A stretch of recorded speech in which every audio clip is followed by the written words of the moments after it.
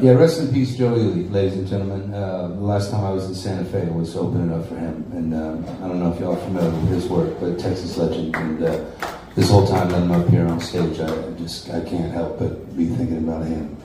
And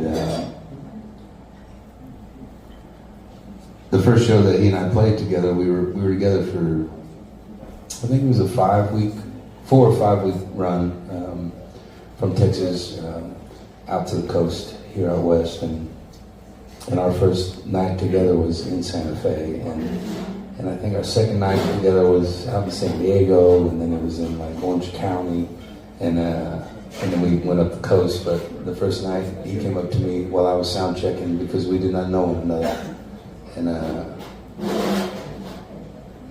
he walked up. The Clash would not be the Clash if it were not for Joe Ely, and they wouldn't have wore their hair the way they did, and they wouldn't have fallen in love with Texas music if it were not for him.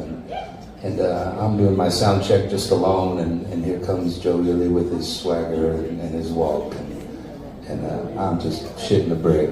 And he says, "What's your name?" I said, "I'm David." He said, "I'm Joe. Thanks a lot for opening up this show."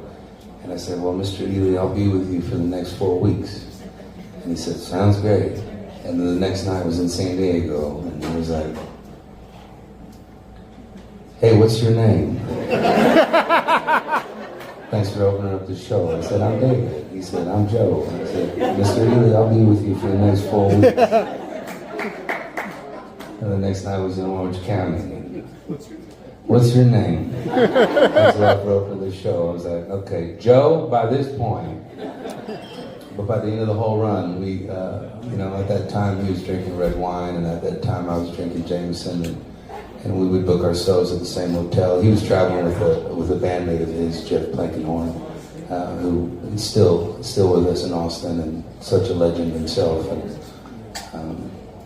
And Joe and I would sit outside our hotel room, and he would drink his bottle of red wine, and I'd drink my bottle of Jameson, and he would tell me stories about the Clash and Johnny Cash, and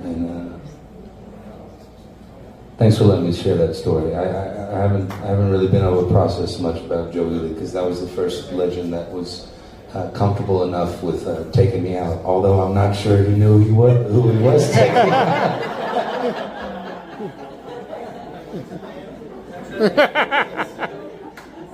Mr. Ely, I'm David, and so when I go back home, I will go visit his resting place, and I will reintroduce myself.